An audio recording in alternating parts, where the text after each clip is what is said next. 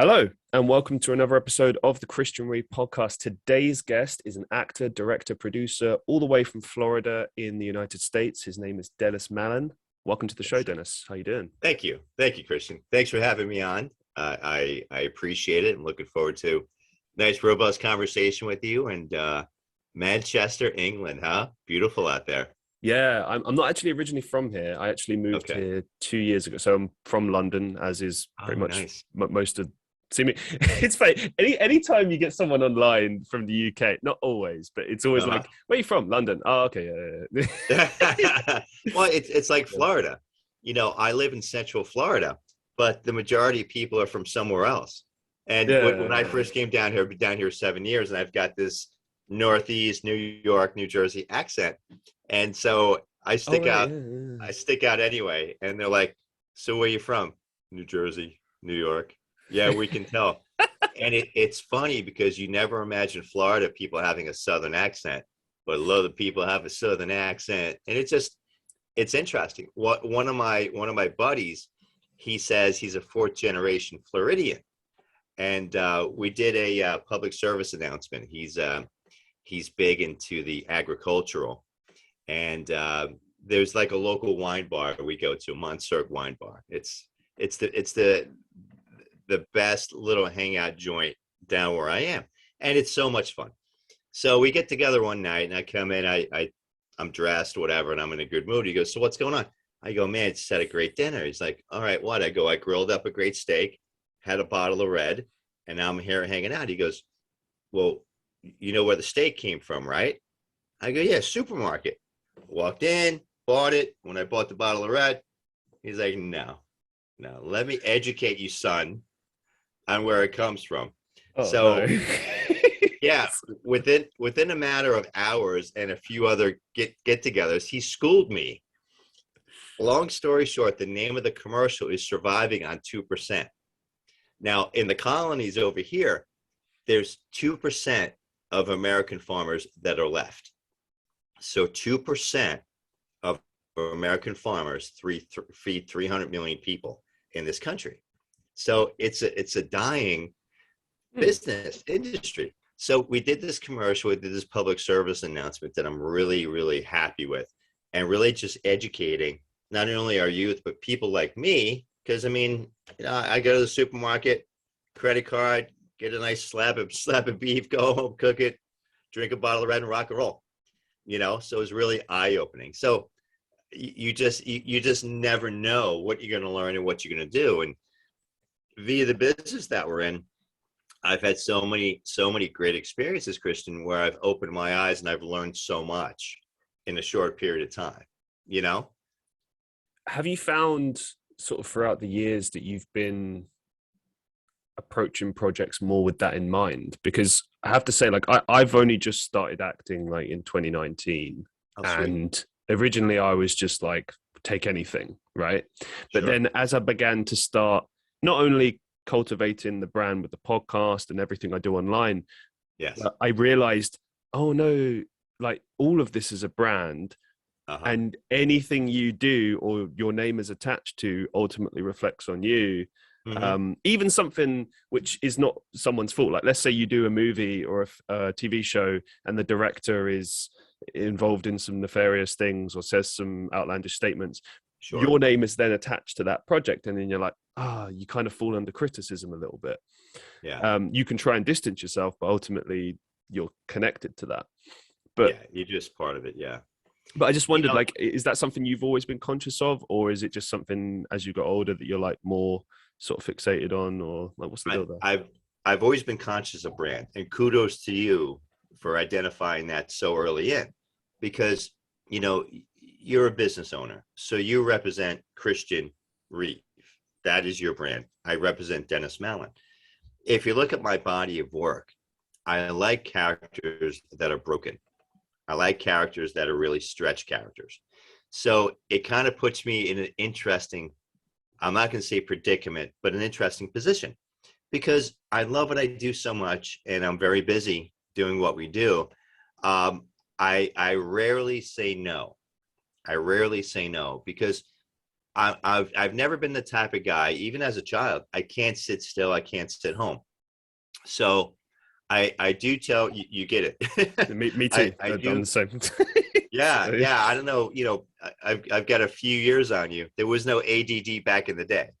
There was no okay. Ritalin back in the day. So I can't sit home and watch Tom and Jerry. I got to go out and run around, play with the guys and gals. So I keep myself busy. Be that as it may, I really haven't had any issues per se. Now, I like to volunteer a lot of my time. Now, we live in a pretty interesting culture, and we're doing a veterans commercial next month. I want to do stuff for for animals. I want to do stuff for children, different, St. Jude's and different things like that. I'm not an activist by any means. I'm not political by any means. I mean, the only people that know my political opinion are my cats. And when I'm wrong, they let me know. And when they agree with me, they let me know. And they're very split. I've got a pretty split house. My dowager cat, she's 8 years old, and my kitten's 9 months old. So they're very, I've got a conservative, I've got a liberal, and you've got kind of me in the middle, if you would. So it makes it very interesting. When I'm on set, it's business, and that's what it's all about. I'm not there to BS. I'm not there to talk this, that. I'm there to work. And it's a very different mentality. I had a huge audition yesterday. I've gone to 2 cattle calls in my entire life. One was 25 years ago for a Woody Allen film. And I met Woody Allen and Soon Yi. And I got cast in a movie. Oh, But I'm in New congratulations. York. Thanks. I'm in New York, and it's me and 10,000 other people. So who knows? And I stand in front of Woody, I smile, give him my headshot, and I got the call 2 days later. That was it? Like, they didn't ask you to do anything? Like, say anything? Sir. No, sir. It. I don't know. Crazy. What Crazy. was Woody like? Was he nice? Was he irritable? Was he, I don't know. From what I remember, he was late. And I remember he was sitting there, and he had Soon Yi next to him. And this was 25 years ago, right? So his one eye was bloodshot, and his hair was perfectly askew. And it's Woody Allen. He could have asked me to bark like a dog. I would have barked like, it's Woody Allen, man. Come on. Even just to be in front of greatness and, the man, that was good enough for me. I didn't have to get cast in anything, but there he is. I was like, and all he could do was smile. I think he asked me something. I forget exactly, but all I heard was next. Okay. Did you get nervous or starstruck in that moment, or was it? I've learned early on.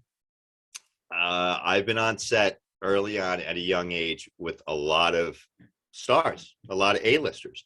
And if I went gaga, I'd get kicked off set. Or if I went, oh my God, it's Christian Reeve. Oh my God. I wish someone would say that. Sorry, anyway, yeah. You can record that and play that over if you just use it to inflate my ego. Yeah. But so I'm on the set of Celebrity. I'm working right next to Kenneth Branagh. Oh wow. Which is my man. That's, if I need a master's class, I watch Kenneth Branagh. I turn on Hamlet for 4 hours, and I've got a large coffee and a notebook, and I'm just transfixed. I'm taking notes. I was an extra in Tenet by Christopher Nolan. Oh, and obviously nice. Kenneth Branagh played the villain in that movie. Yeah. And I don't know if I knew he was, like, I knew Robert Pattinson was in the movie, and I saw a bunch of them on set. Yeah. But I remember, so I don't know, I was just sitting, there's basically at the beginning of the movie, there's like an auditorium. This auditorium is in Estonia, for those who don't know. I happened to be living there at the time, happened to start acting. It's weird the way your universe works. Right. I was just, I don't know, I was dressed as like a steward, I think. And I'm just looking at the stage, and we're waiting for the next, you know how it is, you're waiting for the next shot, you're waiting. That's a big part of acting. For anyone that doesn't know, if you want to get into acting, expect to wait around a lot. Be patient. Be patient. Yep. Anyway, looking at the stage, and Kenneth Branagh just walks on, and he's just like, you know, suited and booted, just chatting to Nolan, and I'm just like, wow. You know, but at the same time, I get what you're saying as well. You do have to nip it in the bud. Yeah. Well, because keep in mind, I worked in Manhattan. Mm-hmm. Okay, so you can walk by and see anybody. Okay. Now, I learned early on, you need to respect their time because they're human beings just like you and I. Now, mind you, the pants they put on might be a lot more expensive, but they're still human beings, right? So even if you see them on set, and I do that all the time, Al Pacino. I've worked with Mr. Pacino 3 times. Just to interject, so you were in The Devil's Advocate. Yes, sir. Which stars, Keanu Reeves and Al Pacino. I really want to know about that. What was that like for you? I mean, Al Pacino, like one of the absolute best actors of all time. Like he, so my ethnicity, I'm Irish, Italian, Brazilian. Whenever I went over my Italian grandfather's house, Christmas, Easter, St. Patrick's Day, Festivus, The Godfather's on TV. Mm-hmm. It is what it is. So I was Devil's Advocate was my first everything. It was my first SAG feature. And here I am, bright-eyed, bushy-tailed.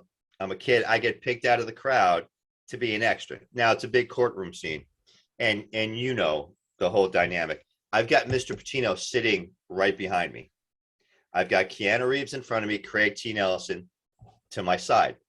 And it's a big courtroom scene. Now, being an extra, you always have to have an intention. You don't sit there. You have an intention. You're intrigued. You're talking to the guy down next to you. Taylor Hackford was a director. He was married to Helen Mirren. I don't know if they're still together. They don't return my calls, but great guy. Great guy. Big Viking guy. Now here I am. I'm nervous as it is. It's my first everything. In comes Mr. Pacino. Now you've been on set. You could hear a pin drop. How many times on set have you heard it quiet? Well, maybe after somebody yells. Here comes Mr. Pacino. You can hear a pin drop. And you don't look, you don't stare at the sun. You're going to go blind. I turn over my shoulder and I'm like, just breathe. So, all right. Taylor calls action.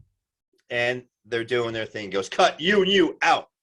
The 2 extras next to me were just sitting there stoic. You out. He goes, no, you're fine. And I'm like, wow. So I dip over my shoulder and Mr. Pacino goes, it's all right, kid. I'm like, huh? It's all right, kid. And it's the voice of God saying, just chill. You're fine. And I was like, oh my gosh. So at the end of the courtroom, coming out, there's 2 doors. I come out the far door. I pivot. And I'm walking right into the camera. I'm mugging the camera. I've got 5 seconds by myself, and then everybody else bust out. Christian, I'm thinking to myself, I'm going to get cut. I'm going to be on the edit room floor. I'm doing what you shouldn't do. I'm mugging the camera. So here I am, mugging the camera. My big, ugly head. I'm in the whole frame. Keanu Reeves, Al Pacino, Craig T. Nelson bust in front of me, and we're all walking. But I've got 5 seconds. And again, I'm thinking, I'm never going to see it. I saw the movie in Arkansas with my mother. Now, Devil's Advocate, you ever hear of the movie Rosemary's Baby? No. Classic movie. 1,000-foot view. The devil's spawn is born. Rosemary's the mother. Rosemary's Baby. Okay. So that's my mother's generation. That movie. Imagine Rosemary's Baby has grown up to be a New York City attorney. Oh! By the way, I've seen the movie. Yeah, I'm a big fan. Yeah. Okay, but please go on. I'm sitting with my mother watching it, and that's Keanu Reeves. Could have been Rosemary's Baby. That 25, 30 years later is now a lawyer in Manhattan. Who knew? Yeah. And so I'm sitting there with my mother. I didn't know it was really a horror flick.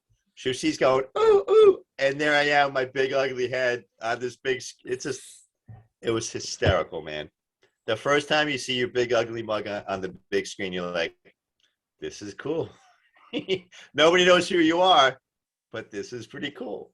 So Amazing, man. it's good times. Good times. Did you get to like talk to Mr. Pacino or shake his hand or anything, or was it just Nope.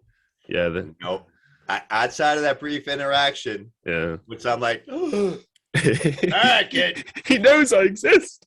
Yeah, right. He, yeah. he speaks. But I mean, what a great movie. I mean, Pacino's monologue towards the end alone was just amazing. I've tried to emulate that monologue many times. And even Keanu Reeves. I mean, I love Keanu Reeves. I mean, he's the most wanted man in Hollywood. And it's like anything else. I was asked the question once, do you want the Academy Award or do you want the money? And I said, yes. Yeah. Yes. Do you want the money or the... Yes. Well, what do you want? Yes. Why not? Now, John Wick might not win the Academy Award, but okay, are you worth $200-300 million? What do you want to do? And when you love what you do, right? You're not working a day in your life. I have to say, like, I mean, I'm not anywhere near like a professional like yourself. I mean, I've only really done short films, commercials, and a few extras in, a few movies. That's how you start, Christian. That's how you start. Yeah, it's like, for example, like you've probably had you've definitely had like formal training. I've never had that. I can't afford that. But anyway, my point is that because people have asked that about me, similar questions to me as well, like, oh, what would be your goals? What would you want to achieve? And the more and more I do it, like recently I got back into it after like quite a long break, and I just loved it. I loved being on the set. And I remember I did a short film the other day, and it's improvise everything, which I love. Personally, I find it easy. As long as you give me A to B, it's like a wrestling promo. You know where you're going with it, kind of thing. Yeah. And give me the premise of it. Give me the room to improv. Yeah. And we started. I met the guy that I was acting alongside, and within 10 minutes, we're up in each other's faces, screaming and getting emotional and all this. Having fun with it. And the directors just cut, and they're just like, "Oh wow, that was amazing." And we were just, to me, in my head, I was like, "Oh, that's just Tuesday," And then I thought, I didn't say that. I was thinking in my head, I was just like, yeah. It's acting. And then I thought about it for a second. And I was like, oh man, I love this. This is, I feel alive when I do this. And I think that when people ask you those questions, like, look, come on, you wouldn't do anything in life, job wise, without the intention of making money. Of course, you want to make billions. Who doesn't, right? But like when you look at those really successful actors that probably made their millions, like Keanu Reeves would have been a millionaire very early on, right? Sure. Speed. Right, but he keeps making movies. Why does he keep making movies? Yeah.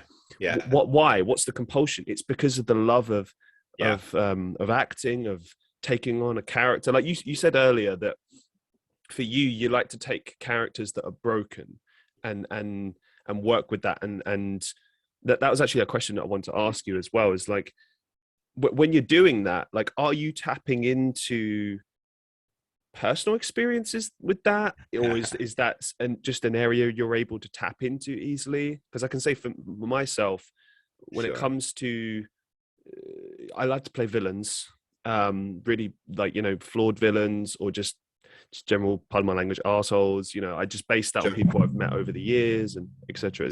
I can see you playing the pretty boy love interest. I could do it, maybe. It's a stretch, right? I could do it. Like, I'm up for any role, to be honest. Yeah, I'm busting your chops now. No, it's fine. It's fine. Like, I like that. I think that I keep thinking about this David Bowie interview from years ago, and I always think about this. Like, he says the best place to be is like with your head just above the water and your feet are just about touching the floor. And that's the spot you want to be in perpetually as far as the comfort zone is concerned. Wow. I like that. But anyway, bringing it back to yourself, like, do you tap into real experiences, or why those particular roles? Sure. Well, I want to answer one thing at a time. You know, you're 100% right. My father, Dennis Senior, adore my father. Obviously, we lost him a few years ago, Oh, I'm but sorry. he would always say, you know, Clint Eastwood. Clint Eastwood's 91. He's still making movies. How much more? How much money do you really need? I don't understand. And I realized, well, Dad, it's not about the money. He loves what he does. When you love what you do, you don't work a day in your life. So it's a different mentality from middle class, blue collar, white collar employees. It is what it is. So you're able to create. It's a different lifestyle. It's a different mentality altogether. The byproduct of what you do is getting paid. Now you can be a SAG extra your entire life and have a good existence. Well, you know, we don't, you don't go to the gym with not the intentions of at least getting stronger, right? You're in this field. It's like being on set, and it's like you gym. You do improv. You're exhausted when you're done. Why? Because it's your gymnasium. You're jumping around, you're hitting those weights, you're doing your thing. It's your gymnasium. Now, I learned early on that I'm a method actor. My first everything was Of Mice and Men. I was Lenny. And I've only taken 2 courses in my entire life, and we'll circle back on that. Yeah. Wow. So I learned that I'm a method actor because I would drive home from Manhattan after doing Lenny, and I'm exhausted, and I'm crying, and I'm depressed. And what the heck is going on here? And I was married at the time, and I'd come in just so distraught. And I did 10 shows, and after 10 shows, I'm like, screw this. I quit. I don't like this feeling. I quit. Well, talking to my mentor, Jim Demonic, Jim used to teach at the American Academy of Dramatic Arts and Sciences. And Jim looks like Robert Baratheon from Game of Thrones. Okay. So you got the reference. Okay. Love him dearly. We're both Freemasons, great guy, great friend. And he's like, well, obviously you're a method actor. And I'm like, Jim, I don't know what that means. I don't care. I'm out. Of course, I got back into it 2 weeks later. But it's not that I was beaten as a child. It's not that I wanted for much of anything as a child. Just a middle class Scotch-Irish town, Kearney, New Jersey. Soccer town, USA. We went to high school with a bunch of Olympians. Tony Miola, John Harkes. I believe Harkes' son plays for MU, Manchester. I may be wrong. My apologies if I am. If he doesn't play, they should get him because he takes after Dad. I saw a clip of him on YouTube, really talented kid. But who knew? But it's kind of instinctual. And I was on a show a few months back, a different podcast, and we're talking, well, how do you tap into that? Man, you can go dark real quick. You can cry. Man, you're just so evil looking. And I'm like, well, thank you. Thank you very much. Thank you very much. And the Academy Oscar goes to. Thank you. But it's instinctual. It's instinctual. I can do a table read. You can give me a script now, and I will give you so much energy wherever it's supposed to go, and we can feed off each other real quick. I did this movie Chances, I guess about a month and a half, 2 months ago now. It is dark. It is dark. It is deep. I get the script and we do a table read. We do a rehearsal. Just 2 actors, just me and this kid, David Aldina, young guy. It was his third everything. And he's all nervous about it. I'm like, look, relax. We're going to do about 50 different takes. Don't worry about being off book. We're going to be fine. Don't worry about your character. I'm going to give you enough energy. You're going to love me at the end, or you're going to want to beat the shit out of me. And he didn't have a clue as to what I was talking about. And I'm like, we got this covered. And what happened? Now he's like my best friend. I think I got the poster up on Facebook recently. It's a dark, dark movie. Dark, which I'm excited to see. Awesome. When it comes to method acting, do you sort of pursue the whole keeping it within character the whole time? So like even outside of actual filming? You're still in that character mindset, or? I'm not that. I know Mr. Pacino, when he did Don Quixote, when he's off stage, he's still Don Quixote. I need to do something physical to get out of the character. So if we're on for 2-3 days, 3-4 days straight, I try to stay. But in order to shake it off or to get out of it, I need to change my physiology. I need to hit the gym. I need to swim. I need to run. I need to do something, because look at some of the great method actors of late over the past 10 years. Heath Ledger, rest in peace. Philip Seymour Hoffman, rest in peace. Robin Williams, rest in peace. Now, even back then, I enjoy my single malt scotch, but I never got into anything too deep or anything, let's say, nefarious. I mean, it is what it is. I'd rather do something more physical to not harm my instrument rather than enhance my instrument. You get that. You understand that. Because it's tough. I mean, when I'm on set between takes, I'm off in my own little corner by myself.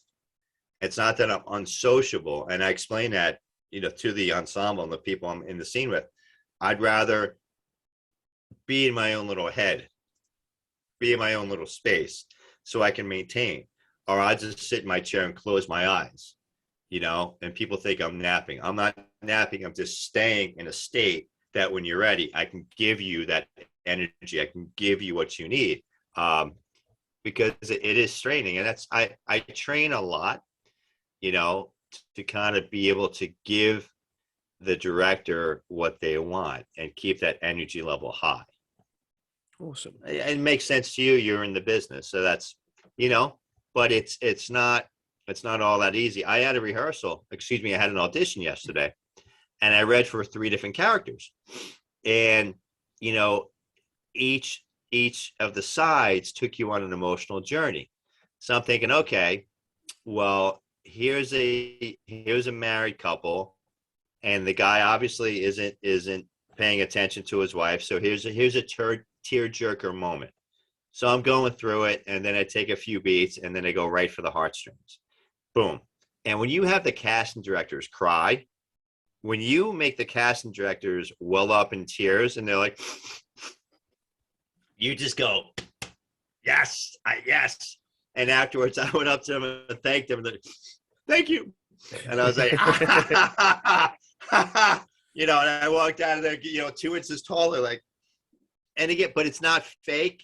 It's truly being in that character, being in that moment, and giving them what they want and really wowing them. And I really, when you love what you do, man, it just, Christian, it comes across, and you have fun. So couldn't agree more. What advice could you give to aspiring actors? People like trying to get into the industry, people that are such as myself, who are kind of just throwing for the fences, praying. Like what advice could you give? Run fast the other way. Stay in school, get your degrees, get a job. Now, I do mentor new actors. I take on kind of 2 every 3-6 months. Okay. You've got to run it like a business. You've got to know it's a business. If you have that business mentality. Now, I have a unique background. I was a young .com executive. I come from, my mother is an entrepreneur. So I have a different mentality. And as we were discussing earlier, brand, you've got to manage your own brand, because you are the brand. You are what you're marketing. So I tell everybody up front, know your business plan. What do you want to do in this business? Are you just looking to make some part-time money? Terrific. Are you looking to do it nights and weekends? Great. Is it a passion? Do you want to do stage? That's terrific. What do you want to do? Now, I've had a game plan early on. And when I was younger, Christian, in the business, I'm sorry, shut off my email. It was me and about 10 million other guys and gals. And I knew if I could maintain some sort of, working every other week, every week, in about 10 years from now, that 10 million guys and gals, right, they're going to drop out. And there's only going to be a few of us remaining. Outside of that, if I can just maintain and stay steady, you see, that's my business plan. Because back in the day, all I got was young dad and young businessman. I could never get the Calvin Klein model. I can't see why, but I just never got that. You got that good looking smile and those beautiful eyes. No, I'm not hitting on you by any means. But here's the thing. Know what you know. Okay. Build your network, build your reputation, because everyone's watching, whether it's a short, whether it's a commercial, whether it's a feature. You don't know who's looking at you. Every time I'm on set, one project begats another project, because the DP, the cinematographer, might be looking at you, and in the back of their mind, they're thinking, oh, Christian would be perfect for this. I'm just writing the script. Oh, I got to put Christian in touch with this person. So you never know. So it's important to work to build a good relationship. Be professional. Tom Hanks says, you got to show up early. If you're on time, you're late. If you're on time, you're late. Yesterday's audition was 1:00. I showed up about 11:30. And I take my time. I'm in my space. Yeah. You've got to be off book. If you show up on set, you've got to be solid and know your lines. And then you have to bring 10 to 12 different ideas. But that's part of the advice.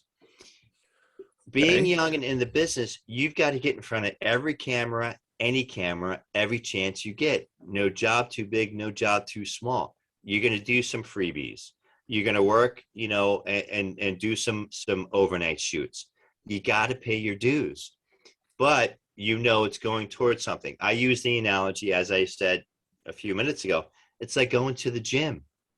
The first time you walked into the gym, did you bench press 250 pounds? You probably did. God bless you. I certainly can't. I've been training one way, shape, or form since sophomore year in high school. If I was doing 65, 85 pounds, that's a lot. But I'm doing the reps. I'm getting stronger. I'm building. Same thing with acting. You've got to go through the reps. It's amazing how much we have in common as far as how we see this business. I couldn't agree more. I'd see it exactly the same way. On a set recently, I said to this guy, we were just doing extras work for some commercial in Asia or something. I don't know. It was a lot of fun. We were just bantering, as soon as the camera's on, business, but we're just exactly. Fun, right? Because fun story, as soon as I get on set, I'm told I have a speaking role. They're going to bump up the pay. I'm like, oh, great. And then the director comes up to me, right? Bear in mind, I'm dressed suited and booted. I'm dressed like I'm at a wedding. Like, that's how good I'm dressed, right? Nice. And he comes up to me and he just goes, hey, you look like a cameraman. And I'm like, he might as well have just slapped me or told me I got face for radio, it's that kind of moment. And I just turned to the guy I was with and I was like, of course he said that, and it's fun. And I just walked around with like a literal camera from the 1980s that wasn't even plugged in. It was hilarious. Oh, but anyway, the reason I bring it up, when we were talking, we got chatting about, like different projects, why we do acting, etc. And this is my current mentality, is I always look at it's like three things. Every project I have three consideration points before I take it on. Firstly, like, where is it going to be seen? Who's it going to be seen, etc. I've had offers to go on TV shows, and I decided it didn't fit with the brand. It went against what I was trying to do. Yes, you'd be on TV, and people have said to me, why didn't you go for it? You would have been on TV. But it's like, it's not putting yourself you're not presenting yourself in the right way. That's correct. Was it reality TV? Yeah, well, no, it was some sort of dating show or whatever. Yeah, dating. Because here's the thing, and kudos to you for identifying that, because reality TV shows, and no offense to anyone, is the death knell of a serious actor. I think it's the death knell of a serious actor. I was on set of The Man in the White Van, and part of my family, the casting was amazing. I didn't mean to cut you short. Want to give you a quick analogy. The casting was amazing. I'm 6'1". My wife was 5'9". Our daughter was 5'6". Brunette, brunette, brunette. We look like the good Lord planted us together and we were of the same DNA. It was great casting. The daughter has 6 million Instagram followers and stuff like that. Okay. So she did that because she got that because she was part of Dance Moms back in the day, a reality TV show. Okay. And she said herself, she's more of her personality now, and it's tough to get different roles. I did a movie, Great People, with a guy that was on Love Island or one of those shows. And the movie's coming out, and I'm like, you look familiar. He goes, yeah, I look different with clothes on. I go, that's not what I'm saying, brother. That's not what I'm saying. I ain't looking at you that way, son. But it's just funny. I'm glad. And I'm like, dude, you're lucky you got this role. And I just, from talking to my manager, there's a lot of UCG stuff out there. Mm. There's a lot of reality shows out there, but it's like anything else. There's always changes in the environment, right? Yep. If it weighs heavy this way, it'll come back around. Just maintain what you're doing. You're 100% right. We get calls every day. Hey, we want you to be the lead actor in this indie, or this, or can you help produce this? And just like you said, the first question I ask, or first two questions, is this a passion project, or do you want to go conquer the world? Is it going to be for your own edification? You're going to watch it 20 years from now with your grandkids, or are we going for the friggin' Oscar? What are we doing? It's a totally different mentality, Now I'll work with friends and kind of do a favor here and there, but I'm here just like you are to further your career and to get the bigger roles and to get that brass ring and to push the ball forward, So that's the question. We had a Zoom meeting last week with a writer. I think he was from Vegas and his manager from like LA, whatnot. And that's the first questions I asked up front, what's the end game? Because again, from a business planning perspective, begin with the end in mind. What are we looking to achieve? Well, and then what's the budget? Well, we have $1 million budget, a $10 million budget. We have a $100,000 budget. Terrific. The Blair Witch Project was shot in Florida. Okay. You get the analogy, by a bunch of, no disrespect, I believe they're Florida Gators. I'm probably going to get that wrong, get chastised in Florida. But what was that budget? And what did they go on to make? Oh, I don't know, 1 million times more than what they put in. But that, you never know.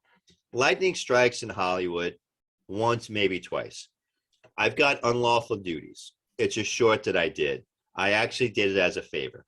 So Neil Konarny, writer, director, producer, calls me up. Hey, Dan, how you doing? Now, I worked with Sunil. I worked with Christopher Avant. Just great people, great friends. Because, again, that network, that friendship. Hey, Dan, how you doing? Great, man. Hey, I see you've been busy. Yeah, thanks, Sunil. What's going on? Can you do me a favor? Yeah, what do you got going on? You have anything going on this weekend? Nah, I'm pretty open. I was going to, sleep, catch up on sleep, maybe hit the gym. Hey, man, I got Christopher Avant in. He's in here from Vegas. Can you help us out with this short? Sure, brother, whatever you need. I went up there. I got the script, went up there. I worked with Chris before. We did a read, and there was this bang. There was a synergy.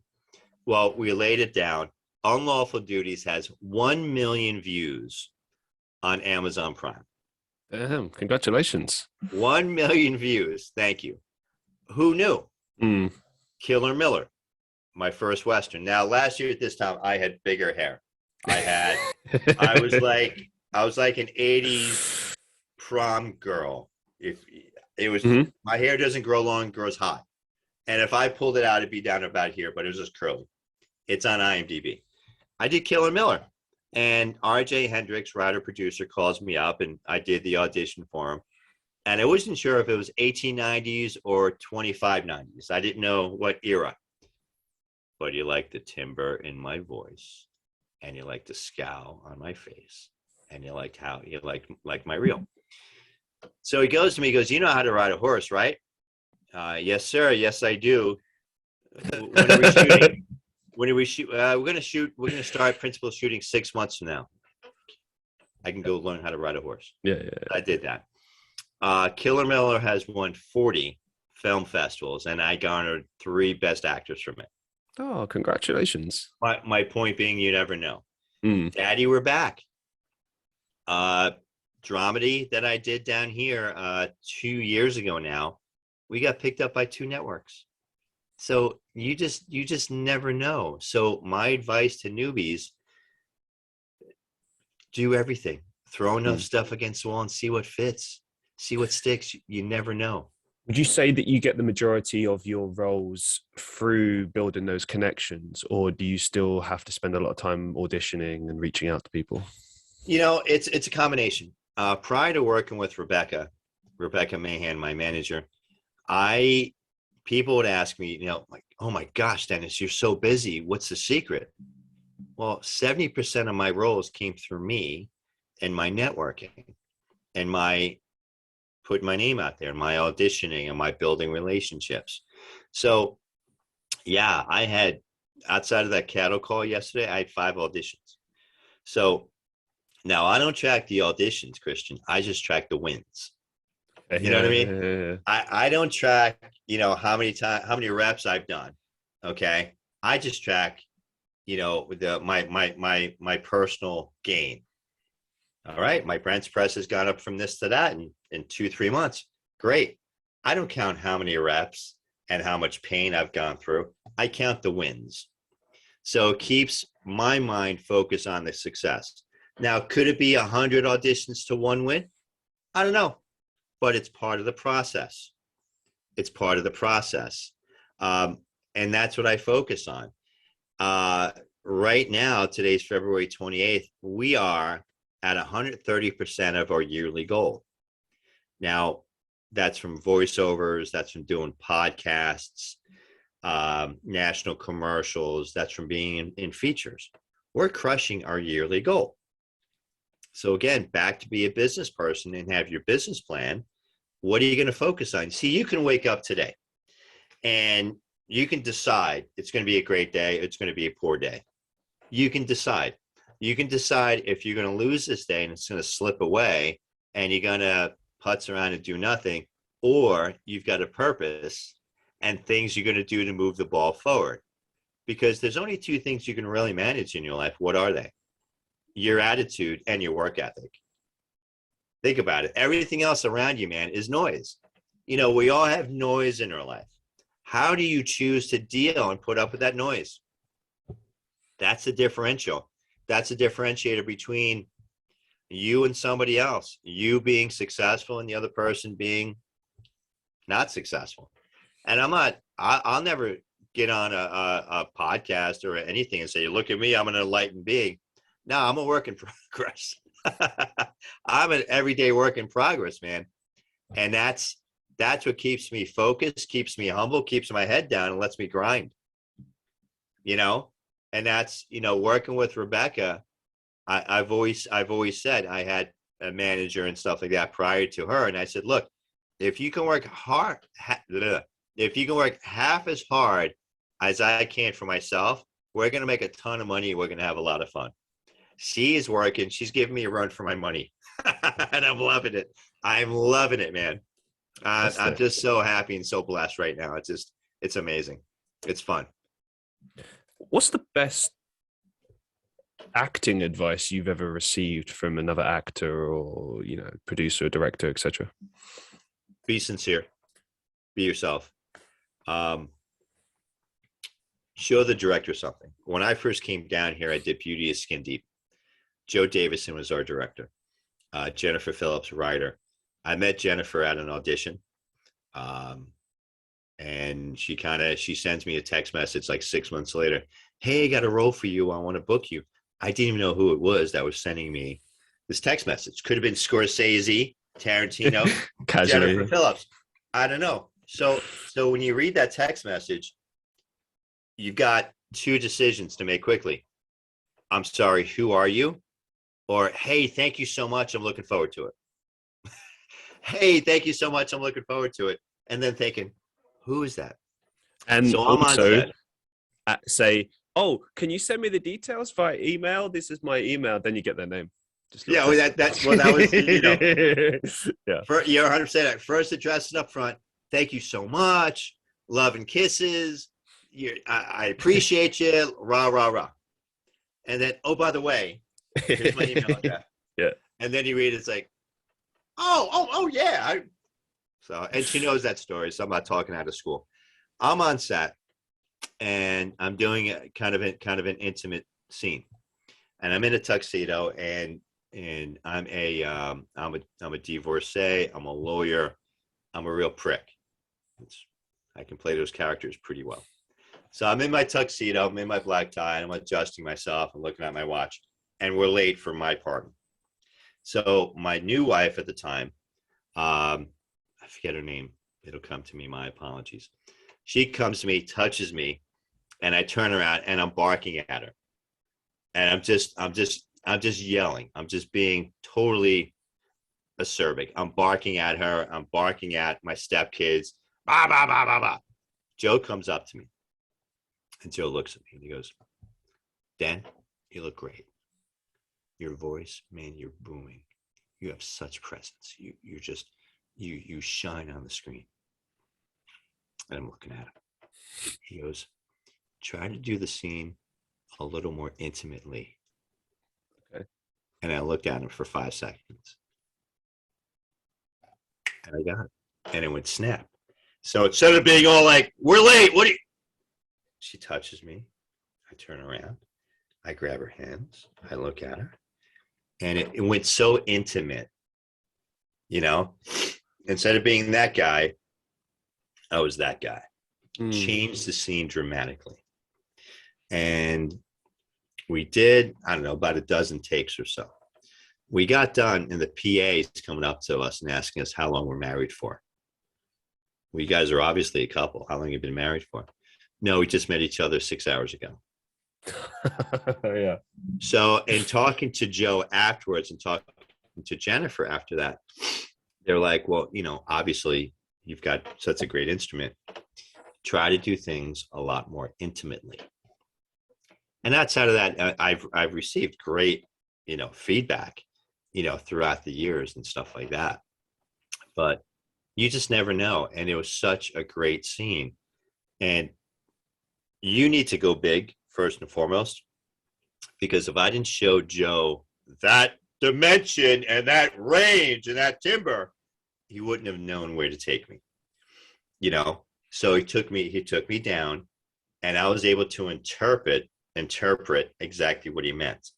Because a lot of times it is frustrating from an actor because you don't know what they want per se, because they don't know how to communicate or they just don't communicate. So you're trying to stay in your head. You're trying to give the director something, and you're like, well, what do you think? Was that good? Oh yeah, that's great. Just keep doing what you're doing.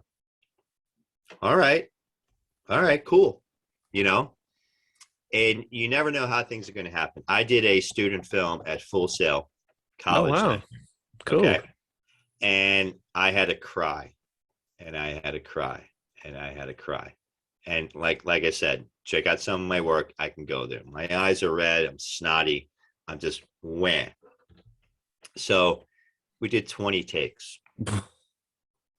Oh my God. Now hear the story. I'm going to tie it all together. Now the instructor was busting the director's chops. Definitely busting his chops. So here I am. The who's the guy's Christian Brazilian guy, sweetheart of a guy, great guy. He's in the gurney, he's in the stretcher. And after the 8th take, I've got nothing left in the tank. And it's not that it's 10 different angles, it's straight on. It's straight on. So you already got the close up, you already got this angle. I got nothing left. Yeah. So I saw the guy. He was an AD at a Star Wars Cantina shoot 2 months ago now. And he remembered me. And I, you know, Dennis, how are you? Good to see you again. I'm thinking this guy isn't no good.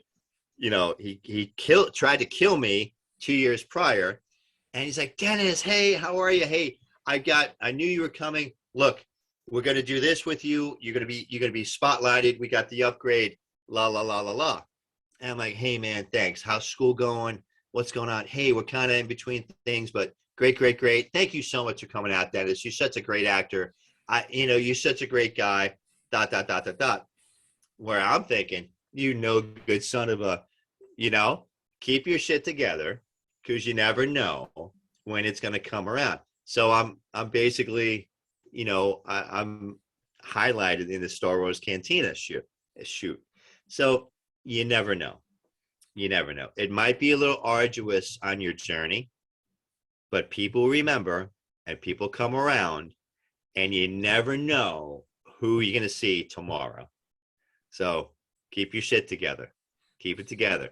You want to go off, keep it together. Speaking of which, I mean, you've had quite a lot of experiences in pretty major motion pictures. But I want to focus on one that's obviously a bit closer to your heart as far as your upbringing and heritage, etc. You were also on The Irishman, sure, which had an amazing cast. What can you tell us about your experience working on The Irishman? Sure. Well, I was in a Victorian hotel in Miami, and my scene was set in the 1950s. So I was basically wearing the clothes that my grandfather would wear. Oh. And you can just imagine. I mean, the pants were up to about here, right? I had a fedora going on. I had a button-down bowling shirt. I loved it. And I was channeling my grandfather. And I came out of this beautiful car, and I was a union delegate.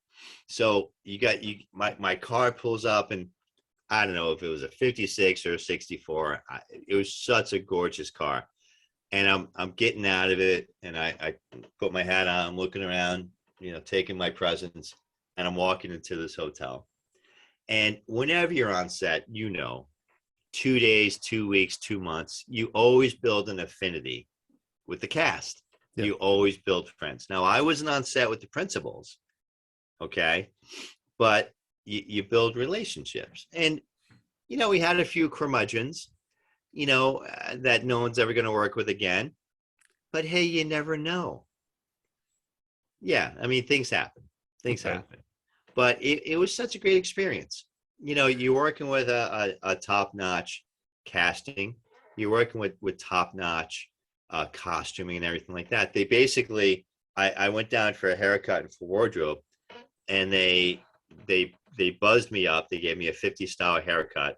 I think the picture's on IMDb. They baked 3 different products into my hair. Like, they put in this gel, and they're just, blow drying it. And then they put something else in it. It took me like 2 days to get the stuff out.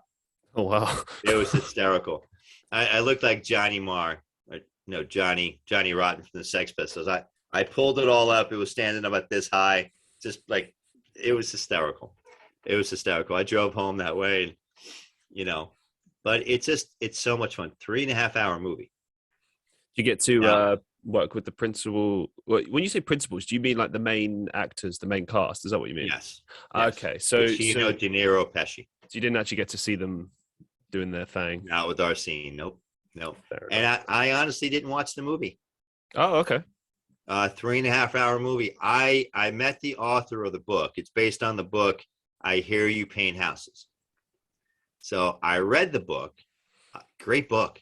Now, being born and raised in New Jersey in the shadow of giant football stadium, that's where Hoffa's buried. Well, nobody knows. Nobody knows to this day where Hoffa is. So somebody does, just like who shot JFK, somebody knows, but whatever. I won't know in this lifetime, and I'm not going to waste time caring. But switching it on the big movie front, you were also in Jumanji: The Next Level, which obviously features The Rock, Dwayne Johnson, amongst others. What was that like? That must have been something different. I worked with Kevin Hart, yeah. And I'm 6'1" and Kevin's 5 foot nothing. And, yeah. And he's such a sweetheart. It was it was so much fun. I was the the second husband, if you would. And it was just so much fun. Obviously, I'm white. Obviously, Kevin's not. Obviously, I'm tall. Kevin's not. And it was just, I don't know if it was more improv, but it was just kind of my presence there. And I really, full disclosure, I really don't watch my work per se, unless I'm forced to go to a premiere and stuff like that. So I'm not sure if I made it in the final cut or not, but it was just so much fun.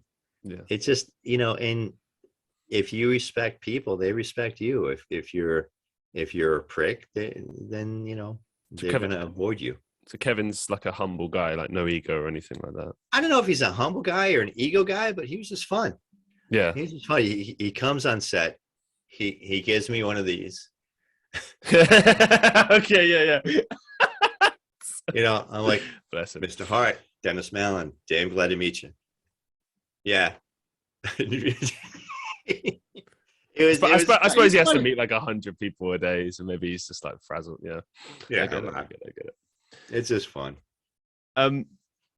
You were in one of my favorite movies, which gets a lot of hate, but I don't care. You were in the 1998 version of Godzilla.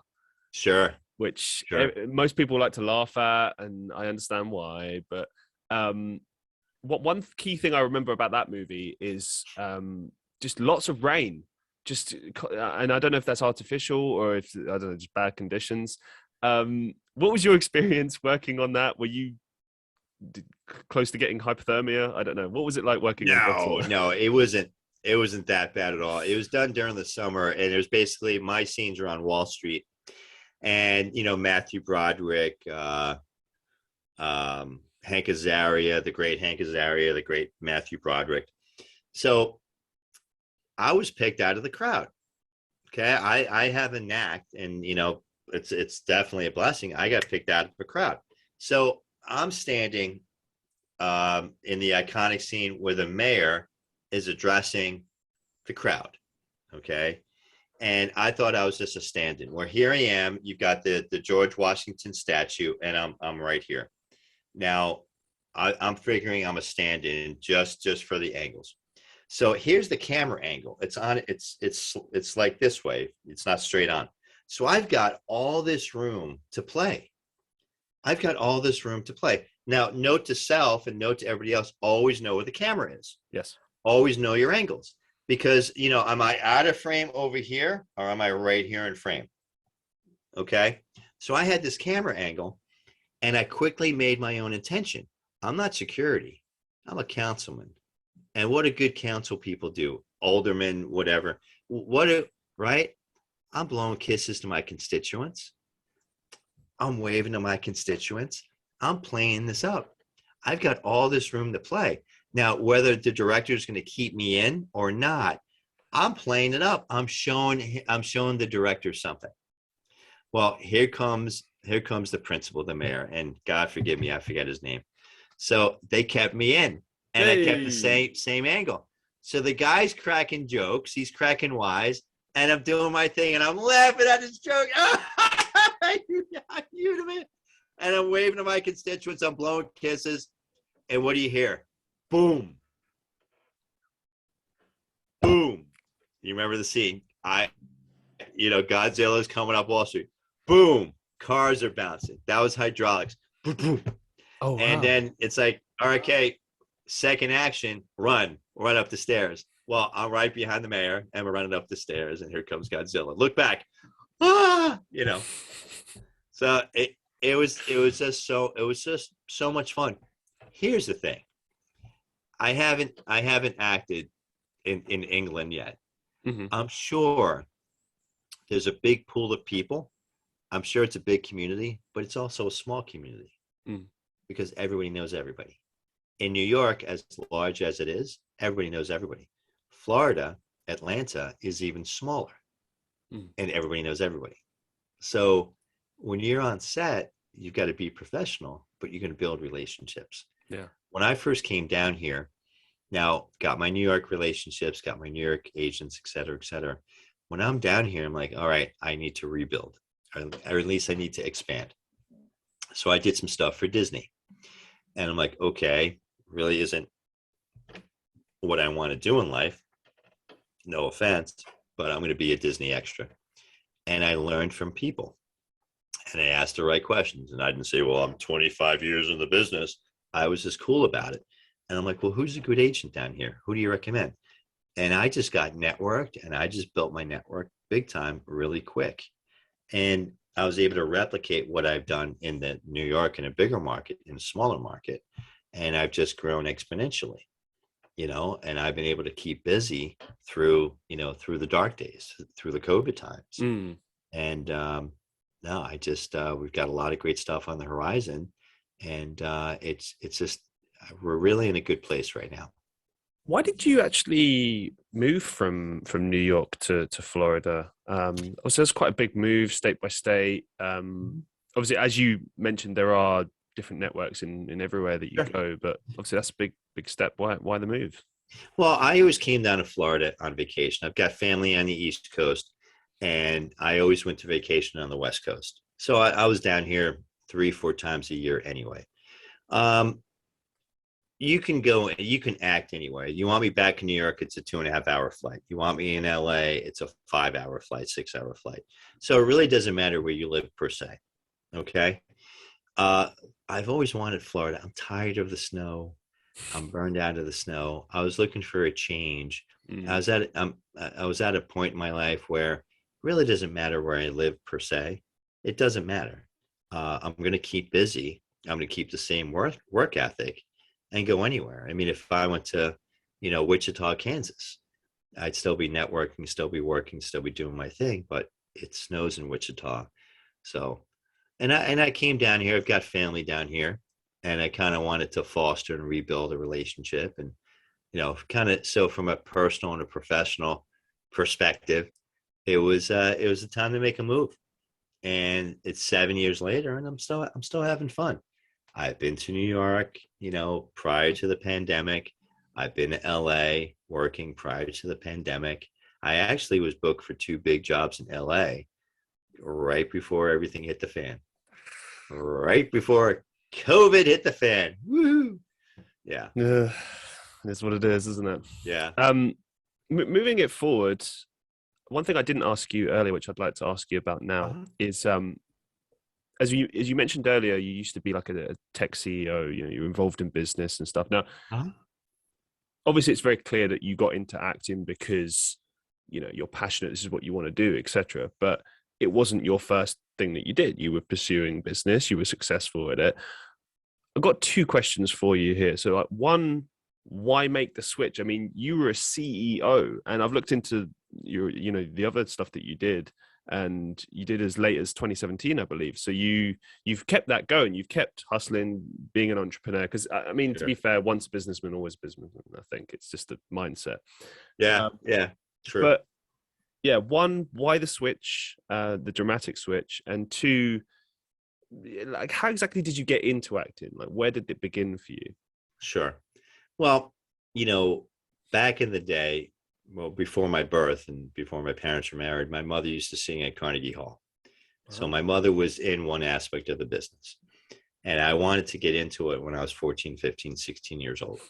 And when we were going to make a foray into the business, I came down with chickenpox. So imagine being 6'1". I was on the lightweight rowing team. I was 140 pounds. Now I'm like 190, 195. 140 pounds, 6'1", crew cut, chickenpox. Not looking too pretty. And I'm like, all right, it's a sign from above. It's not going to work. So here I am. And I mentioned Jim Demonic earlier, James Ronald Demonic Jr. That's his name is Demonic. It is what it is. Great guy. Looks like Robert Baratheon, Christian guy. Okay. That I know. Yeah. And we totally hit it off. We're in the same fraternity together, in the same lodge together. And we'd meet in Manhattan every Friday for a scotch and a cigar. And I'd show up from work, and I'd be in a 2-piece, 3-piece suit, and every time I walked in, he's like, look at this kid. He came from Central Casting. Look at what a good looking guy. I'm like, all right, beat me up, beat me up, beat me up. And we started talking. He goes, have you ever thought about, making a move? And I've always had a passion for stuff. I've always had a passion for that. You try to figure out what your calling is early in life, and you have success, and you're blessed and you're working hard. And I've always been the type of guy, I've always been able to put my head down and just grind. Whatever noise is going on in my personal life and my private life, I'm able to segment it and just put my head down. Like one aspect does not negatively affect the other aspect. So after, many a scotch and a cigar with James, I've asked him, okay, well, what do I need to do? You need to get a headshot. What the hell is a headshot? A picture. All right, who do I call? Bam, he had a phone number for me to call. I called. Oh yeah, Jim said you'd be. Boom, I get a headshot. All right, I got a headshot. What now? You need to learn how to read commercial copy. What the hell is commercial copy? Commercials. Boom, put me in touch with New York Performance Works, Angela Montalbano, which is another good friend and a mentor. Angela's been in the business her entire life, and she's kind of retired, but I still keep in touch with her on Facebook. What a great influence. An Italian woman from New York, setting you straight in the beginning, kicking you in the butt, teaching you what you need to do. Best experience I had.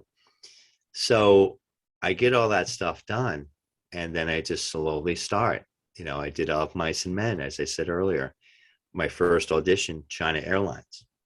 And I went out there. I did the audition. I felt very comfortable. Pat Sweeney was the casting director at the time. And she goes, okay, guys, relax. You're a bunch of technology executives. Hear me out. You're a bunch of technology executives. You just helped the company from China relocate to the States. Christian, I did that 6 months prior. I'm thinking, this is surreal. So now it was me being young as I was at the time, and 6'1", and a lot of shorter gentlemen that were follically challenged. And I'm like, what am I doing here? I don't fit in with all this. I sat in the middle of the table, took my space, and she goes, just talk to me. And she goes, action. And I just started talking to her, referencing him, going back and forth. And when you nailed something. You walk out of there and you're 2 inches taller. You're like, your chest is puffy. Like, you nailed it. And when you have it. And I walked out there and like, I nailed it. So I forget about it. I get a call 2 days later from Pat Sweeney's office. Hey, we want to book you. On these days, we're going to pay you X rate. Who's your agent? And I'm like, can I call you back? Yeah, call me back. Jim, who's my agent? Call this guy. Gave me a name of a big agent. Oh, wow. Call the guy. Yeah, Jim said you expect.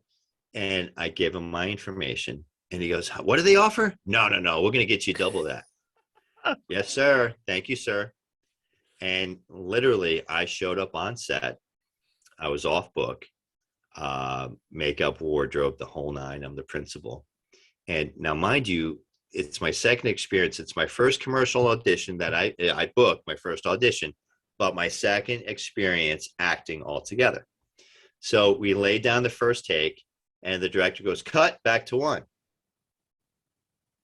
I looked to the PA. I'm like, what does that mean? Oh, we're going to do it again. We're going to do it again. Oh, yeah.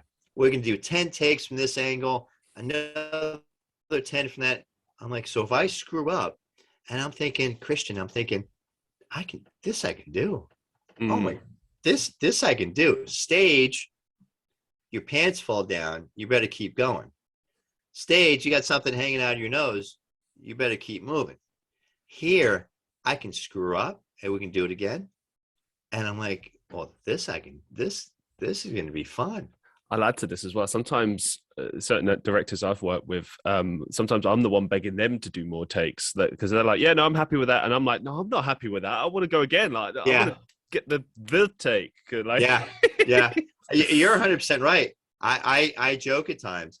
A lot of indie directors, I'm Dennis Mallen, 3 takes and we're done. Well, I'm just ramping up on the 3rd take. I got more in the tank. I got more to give you. So it comes down to the collaboration and the director, it obviously. Hey, no, that, oh my God, circle that, oh yeah, great take. Hey, can we do it again? No, we're good. We're moving on. Yeah, but no, All right.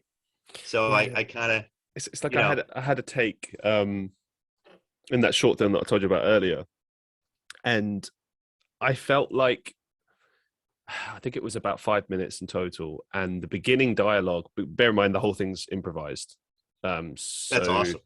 That's awesome. the thing is, like, it started not very well, a bit awkward, but then I fell into what we were doing, and then it was Yeah. good. And I was You like, got your right, groove. yeah, I was like, can we do it again? And they were like, yeah, we'll do it again, we'll do it again, we'll do it again. And then I kept asking, and I kept asking, and we just never did it again. So there's a take where half of it's and half of it's very good. So I don't know, but That's I mean, funny. it's whatever that, because the director's going to have their own vision and Yeah. whatever. And but I think for me, because it's like a product, isn't it? Everything that you do, you know, yeah, you're going to have bad takes, but you don't want there only to be bad takes. You want it to be like good stuff, so Yeah. that it represents you well, and you know it works for the director too, because it's, as you said, it's a collaborative effort. You want it to be the best that it can be. And hopefully you have the director that knows how to communicate. Right. And, look, you'll bring your own ideas. And if the director doesn't communicate what they want, you're going to go with what's in your mind and how you broke down the script and how you're going to do and when you huddle with the director and the cinematographer afterwards, I'm like, well, so what do you think? Oh, that's awesome. That's amazing. That's all right. Well, hey, cool. But outside of that, you hope that you have some collaboration and you understand what they're looking for and they can communicate that to you while on set. I mean, if you leave actors to our own wilds, we're gonna keep going and we're never gonna be happy. I mean, the worst thing to do is to do a self-tape audition at home. That's the worst thing. Because I know I use the cell phone, set it up, got my studio, got my tripod, and I wouldn't be satisfied with the 20th take. So I've got a rule to myself. I'm doing 3 takes. I'm giving you 3 takes, period. Excuse me. I'm doing 3 takes. I'm going to edit and give you the 3rd. And that's it. Because I don't know what you're looking for. And you're going to grab it within the first 5-10 seconds anyway. So if I've got the look and I'm not tripping over my tongue, you're gonna book me. But if you don't like me in the first 5-10 seconds, you're gonna move on. It's just like a reel. It's like a sizzle reel. Nobody has time to watch 2 minutes. They're gonna capture the first 30 seconds. And if you can bang them up front in the 30 seconds and wow them, they're gonna book you. That's great. Great advice. Thank you so much for this. Oh, you're welcome, brother. You're welcome. Speaking of directors and directing, obviously, as I mentioned at the beginning of the podcast, you're a director and producer. What can you tell us about these roles and the key things that you've learned through doing them? Sure. I was kind of hoodwinked to be an assistant director. You don't want me behind the camera. You don't. Because I'm very demanding of myself. Okay. I can't demand from someone else what I demand for myself. So I was asked to be a first AD many, many, many times. And I said, no. And then a good friend of mine, Samantha Burton, asked me, please. Yeah, we're such a great team. Please. All right. You're going to hate me once we're done. No, I never hate you. You're going to hate me once you're done. So I warned you. Have a crew. Yeah. So we have a crew and cast meeting. And I'm like, and everybody knows you and they know you've been in the business 25, whatever. And I'm like, look, you're going to hate me when I'm done. Oh, come on, Dennis. You're such a sweetheart. You're not going to like me when we're done. You're not going to like me. You're not going to like me during the process. You're not going to like me. But we're going to do a kick-ass movie. Now, I'm not the most technical guy. Don't ask me one lens from another. Okay. But I'll call the cadence. And what I'm actually doing, I'm able to move things along.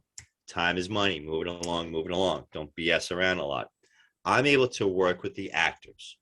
And that was my strong suit with this. And they appreciated this. And so did the producers.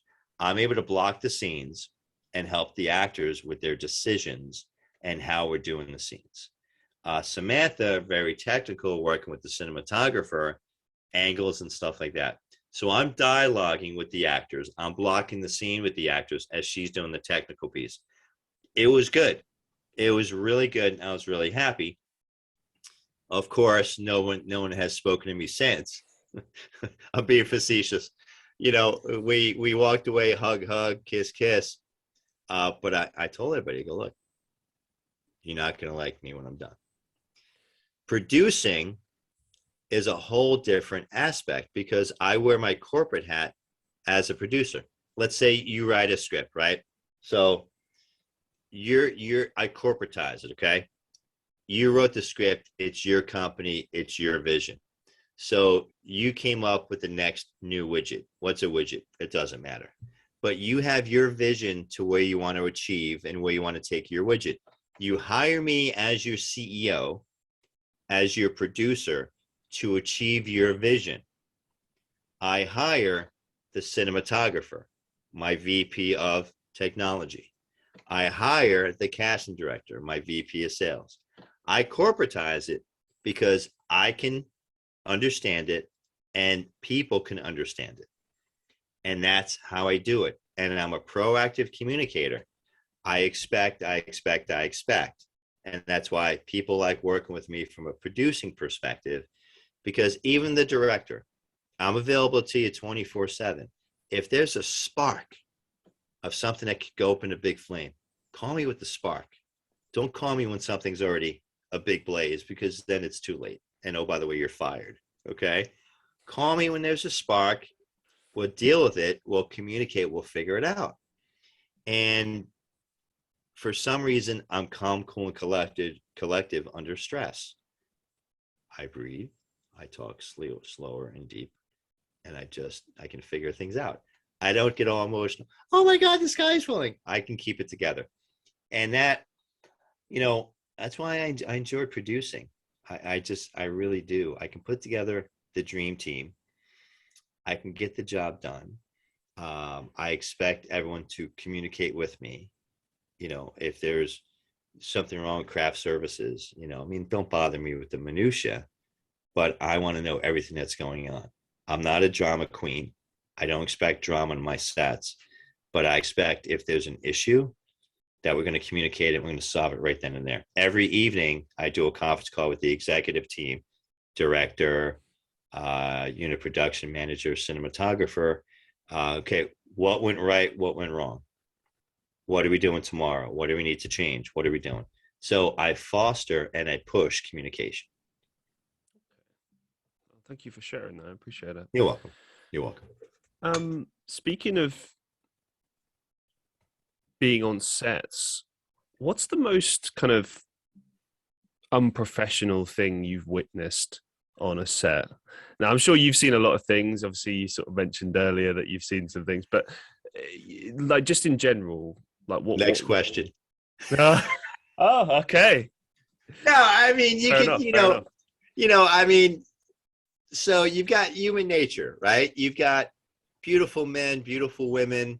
You've got long days. You might have different scenes. You might have a romantic scene. You might have a fight scene. You have everything across the board. I mean, think about it. You get a bunch of human beings together. You put them in a stressful situation. Things happen. Things happen. Things happen good. Things happen bad. Things happen. I was told about this one movie that I wasn't on, and I'm certainly not going to give you any names and stuff like that. No, that's fine. I don't expect But that. One of the principal actors was smitten with one of the extra actors, and it was well known, and to find out other people were doing other things. And look, it's you do what you need to do. Who am I to judge? Okay. I think I'm known as a professional. Now, does everybody love me? I would hope so. I would wish, I would dream, but reality is reality. I'm sure there are just as many people that don't like me as people that love me. But, you put a bunch of humans together. Everybody has their own ego. In a stressful situation, what's going to happen? Well, life's going to happen. So it is what it is. I think Do you like that? Do you like that answer? I told you nothing.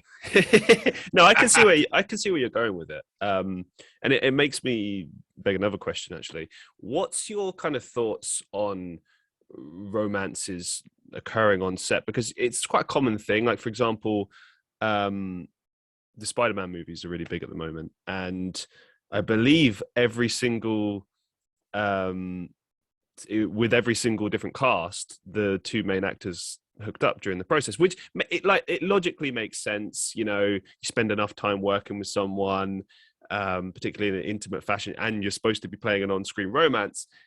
It's not that much of a leap to expect it to happen in real life. No. Not always. So what are you asking me? So the question is, what are your thoughts on that? Because with the previous answer, you kind of implied that, to put it simply, it's a bad idea to get romantically involved with people on set, which I would agree with. I kind of think of the same principle of any workplace, which is, sure. Just don't date people that you work with. Like, just keep it professional. Well, we have a saying in the States, and Tony Soprano, James Gandolfini said it best in one of the episodes. And excuse my French. It's really not French, but excuse my language. You don't shit where you eat. Okay, yeah. You knew that was coming. I knew it was coming. you knew that was coming. So the funny thing was, that was the first thing I thought in my head before I said what I said, and then you just said it anyway. So my apologies to your audience. That's fine. You've got to be professional. I mean, is there workplace romance? I mean, yeah, we just heard about CNN, right? Jeff Zucker. Do things happen? Things happen. Sure. In today's culture, today's day and age, you've got to be able to separate this from that. Have I had romantic scenes? Have I had love scenes? Yeah, you try to communicate with your fellow actor, but at the end of the day, you hug, you high five, and you go home. All right, cut. We're wrapped for the day. Is it takes discipline, really? I mean, did Halle Berry and Billy Bob Thornton hook up after Monsters Ball? I don't know. But that was a pretty hot, steamy thing. Scenes. I suppose it depends how easily you're able to detach yourself. I mean, for you mentioned that you're a method actor, and when you have to do those scenes, are you tapping into like your real life romances? Are you thinking about that and trying to put it into that, or are you trying to feel some sort of chemistry from this person and just make that happen? Like, how do you communicate a fake emotion when you're drawing it from something that's real? If you see what I'm saying. That's a great question. I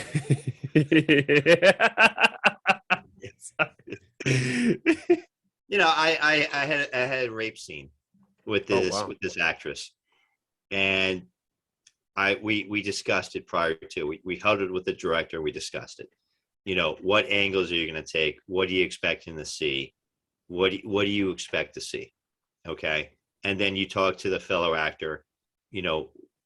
Let's, we're not going to practice, but what are you thinking? What do you see? The Huntress, I had kind of an intimate scene. You communicate. What are you comfortable with? What are you comfortable with? What are we going to do? It's a close set. Just different things like that. You just communicate. Am I going to tell you that I'm channeling the love of my life into this actress and I'm, schmoozing and doing? No, but I'm in the moment, and I am a method actor, and for that moment, back with the other movie I told you about earlier, I didn't want to date the woman that I was acting with, and I guess she was kind of between things, and really thought I was into her and stuff like that, and I'm like, well, no, I'm an actor. It's nice meeting you. Shake my hand. I'm out. Oh, well, can you call me? What are you doing? I'm like, I'm going home to my girlfriend. I mean, that's, you Mm. know, oh, I didn't know. Well, no, because I'm an actor and I'm just here working. Is it difficult, or have you had difficulty with your partners, like when you have to do those scenes? I'm sure you get this question a lot, but like how do you communicate that to someone who's not a fellow actor? Like, Sure. how do you do that? Well, you hope that your partner understands that it is acting, and there are certain things that you don't do. But I've heard certain partners will say, "You will not do this. You will not do that."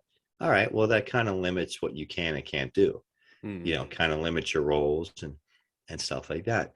But you've got to understand, at the end of the day, it's only acting. You know, did I have to kiss that person? Yeah. Well, I'm not leaving there, panning for that person. Was there an intimate scene? Sure. You know, um, it was done with a intimacy coordinator, okay, on set. There are certain things to prevent certain things. And what I've done with my partner, we read the script 10, 12 times. And,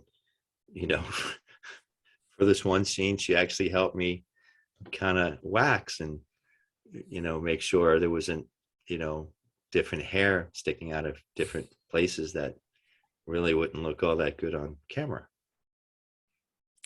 Fair enough. No, Yeah, that's and awesome. Thank you. that's Thank you as for that. deep as I'm going to go into that. No, I appreciate that, sir. Thank you very much. But I'm not looking to simplify it and make it Mhm. minutia, because I mean, Zendaya is dating Tom Holland. Tom Holland. Beautiful couple. Mm. She's a kick-ass actress. I was just watching Euphoria last night, and I'm a big Dune fan, so I'm excited about her. Him, I haven't seen his other movie yet. I did see Spider-Man. I was really excited about that. Mm. So I'm going to probably see his other movie this week. In Uncharted, I think it. So, Yes. so right. So Mhm. I'll see that this week. And hey, they're great kids. They're kids, you know. So outside of that, I mean, more power to them. Yeah, More no, power. no. I think I do think it's something you can make work. Yeah. I just think it's, generally speaking, it's not a good idea. Certainly when you're making the project, you're trying to make the project. Because, okay, let's say, you know, you're doing a movie for like 3 months, Sure. and, you and the lead actress start getting into it in the first couple of weeks or the first month. I mean, you still got 2 months of filming. And, oh, do you know what? It actually doesn't even matter about the filming. You've still got to do all the press afterwards and everything. And like, you don't want to like fall out, and then, you have to awkwardly be there with your ex-partner, promote Yeah. this thing together, and like, you can't stand Yeah. the sight of each other. Like, that's not great. Acting and being vulnerable in front of someone is intimate enough Mm. than being intimate. You know, I've had a bunch of lifestyle commercials, and I did Talon, and JC Anthony was Talon, and I come to him because I'm shot and I need to change the wardrobe and stuff like that. And Talon, JC, and I had a past relationship in this movie, so I love him dearly. He's a good friend. I made him squirm. I made him shrink in one of these scenes. I grab his hand and I pull him close to me, and I look deep into his eyes. And I forget exactly what I say, but I'm looking at this guy, and he's looking up at me, and he's like, he's he's squirming. And I'm like, I gotcha, I gotcha. And it's just, acting is intimate enough to worry about any other level of intimacy. Now, I just speak for me. Mm-hmm. You might have somebody on next week. It's like, oh yeah, hey, more power to you. It's an individual thing. Yeah. I'd rather have that relationship, that friendship, than screw it all up. Mm. If that makes sense. No, I agree. And No. I think it speaks to what you were saying earlier about connections and the importance of Yeah. that. I think it's just generally good to keep people's connections, have good working relationships. obviously, as you said before, it's a small world in the acting world, so you might end up acting with these people in a movie way down the line. I think it just stands to reason to maintain good relations in that regard, keep it professional.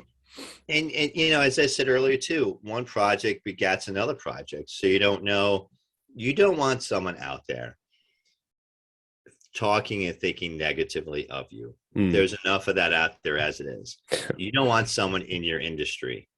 I get calls all the time. Hey, Dennis, you worked with John Smith. You worked with Joan Smith. Can you give us a recommendation? Oh, wow. Okay. Yeah. And, like I'll get a text message first or a DM. And I'm like, call me. Because I'm not going to put something in writing. It's just call me. So they'll call me up. And first question I ask is, why? Well, we've seen you've worked with them. I've seen your credits and, I really respect you. We've worked together, love your work, et cetera, et cetera. Can you tell me about working with John Smith? Oh, man, I love John. Great communicator, very creative, always brought energy, always prepared. Edify.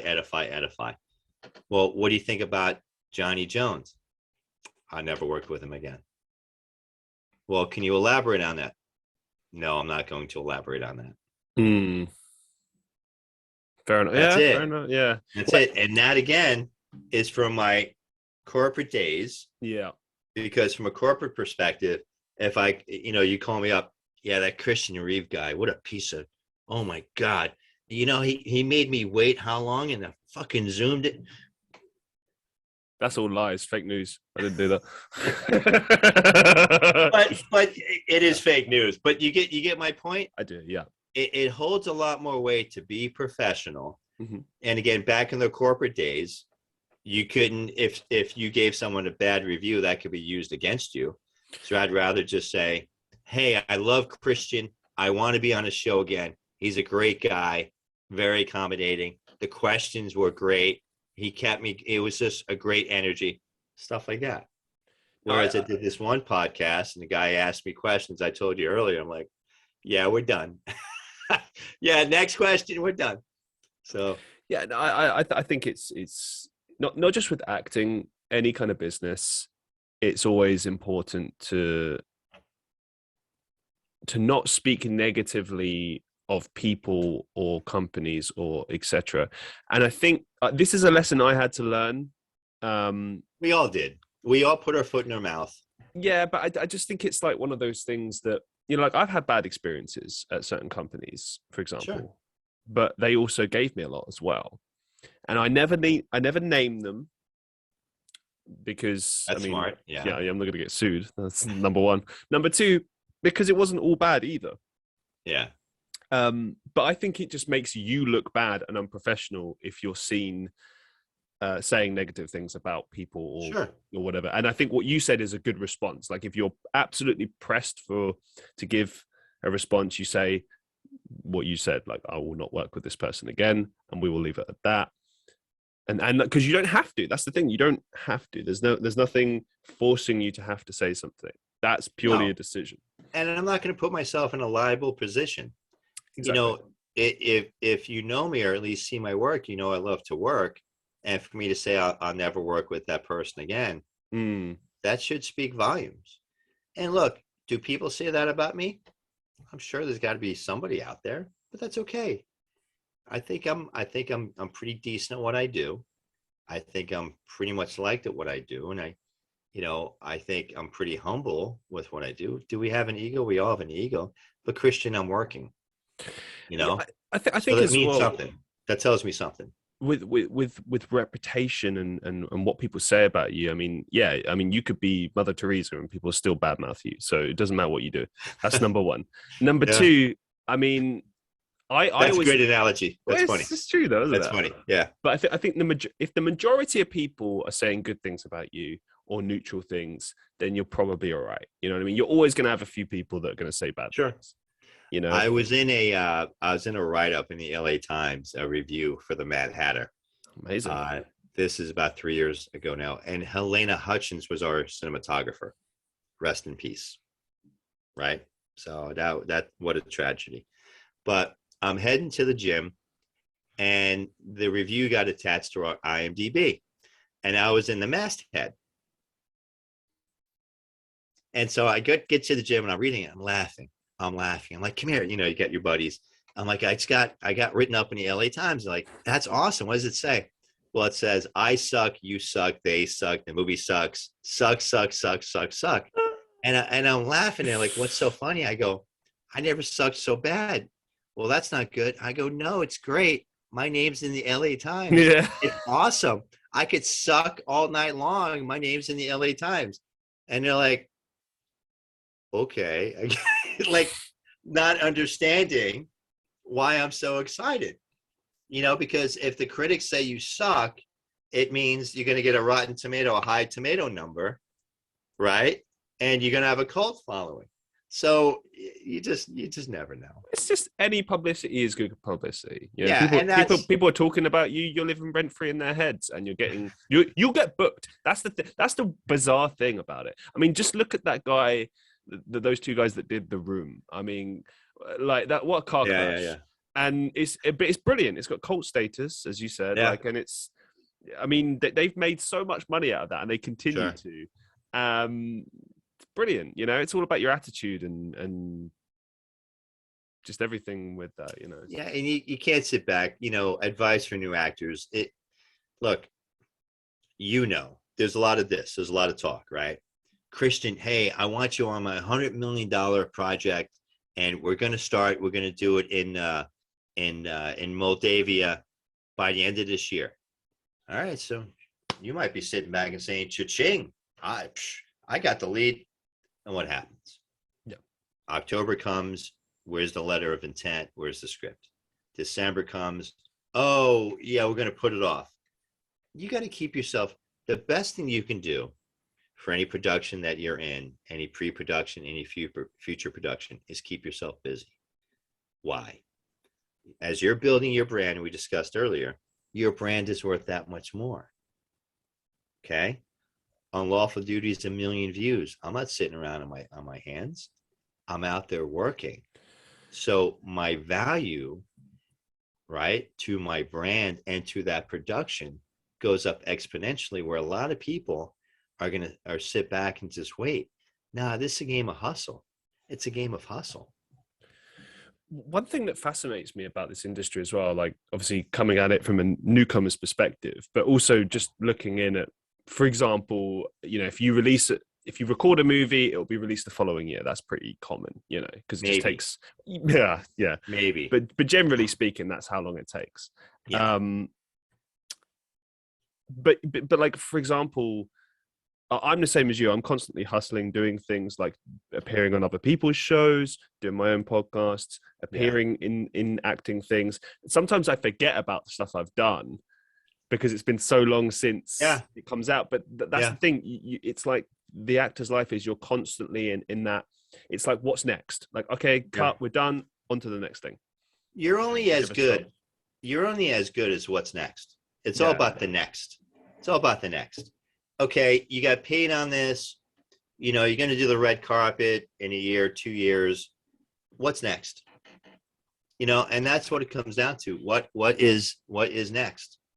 And that's, and you're right. So, I mean, if you look at kind of the stuff that I'm booking and what I'm doing and what I'm looking at, I'm always looking at the future.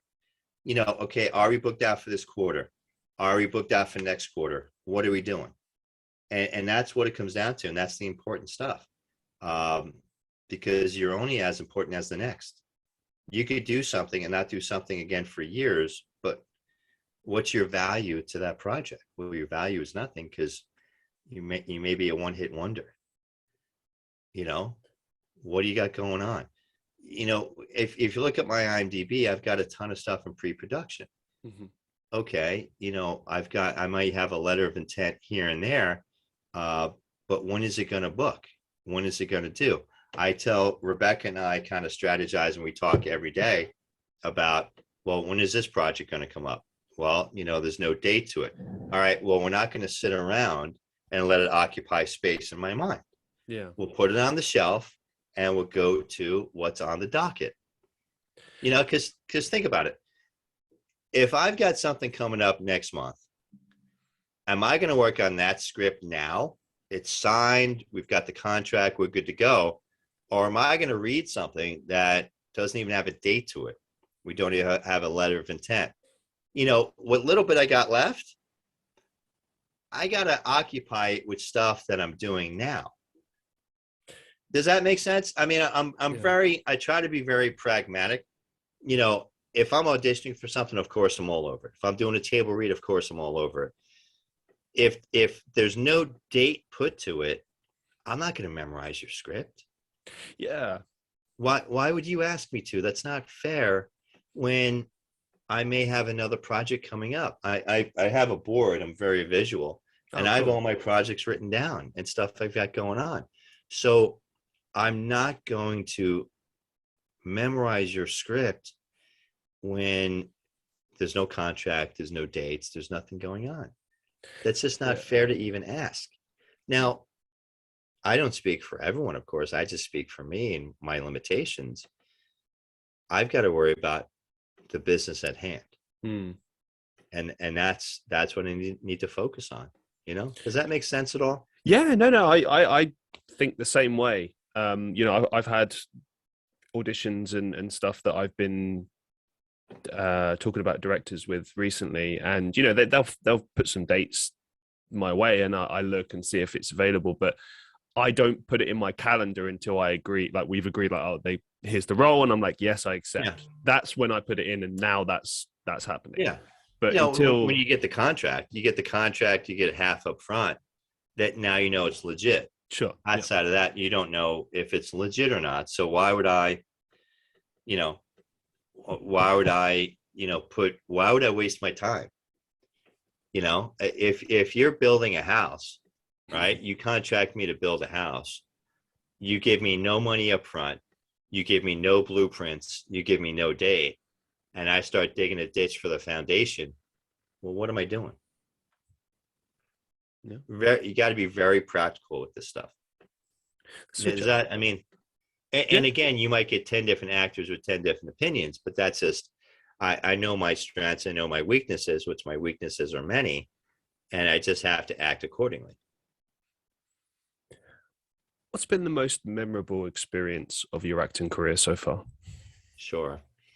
It's like asking Tom Brady, a true footballer, not a soccer player, a footballer, what his best Super Bowl was. Christian, every time you're on set, it's so memorable. Every time you're on set and you have so many good experiences, every set is memorable. There isn't one that really sticks out. It's just every time you're on set, I have such a great time and really enjoy everything that I've been a part of. A short, a feature, a commercial, producing, acting, every aspect of it. I just enjoy it, and everything's memorable. Everything's memorable. I try to keep a memento from every little thing that I've been in, either a signed script, either a cover page signed by the ensemble, or a little badge I'm looking. I got masks from different things. It all means a lot, and everything has been a very unique, very humbling, very great experience. It's amazing. Thanks for sharing. My pleasure. This is my favorite question to ask. I can't wait to ask you. What's the biggest life lesson you've learned so far? In my life or in acting? In your life. Do you have another 8 hours to go? Yeah, I got all the time, baby. I'm glad you do. I don't. I know. Oh my gosh. Live every day like it's your last. Yeah. Wow. Gonna get verklempt. You can't let too much time. You can't waste too much time. You can't let too many days slip by. You can't. You got to live each day. You got to push the ball forward each day. You've got to cherish the relationships you have, do the best you can, and try to make a positive impact in everybody you come in touch with. Sorry.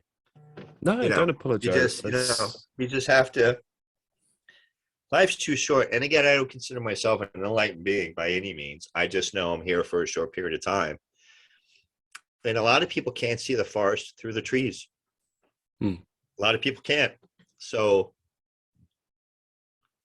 you know, from a personal perspective, which I don't get personal, you've got to understand what you're doing today has generational implications. And if you can't understand that, you need to. Whether you have children, whether you're married, regardless of where you are, everything you do has generational consequences. And before you make a move, before you open your mouth, because the tongue is mightier than the sword, you've got to think that through. And you really have to be an adult and think about what you're going to say, when you're going to say it. You know, we all say horrible things when we argue,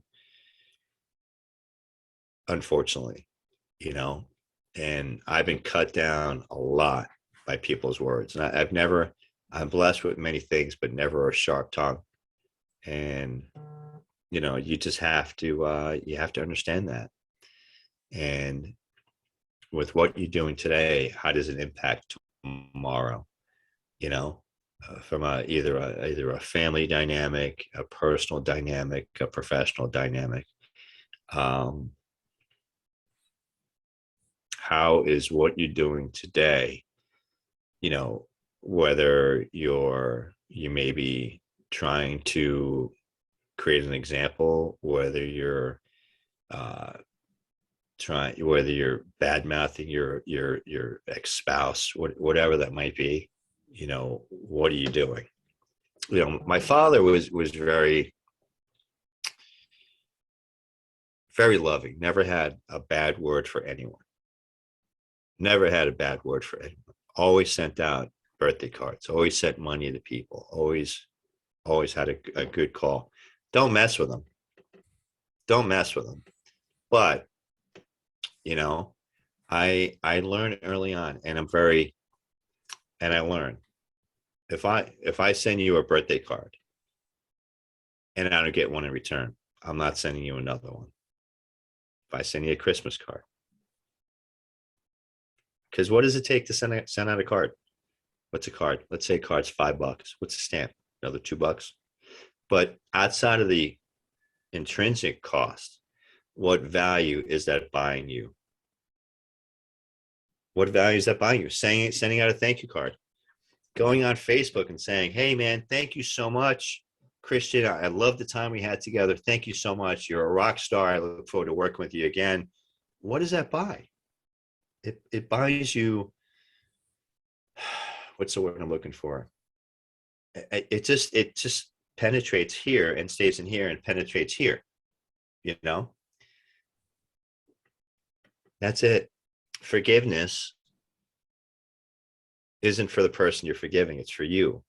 And the quicker you can forgive and move on, the better off you're going to be. That doesn't mean the person that has wronged you or has perceived that they've been wronged is going to let it go.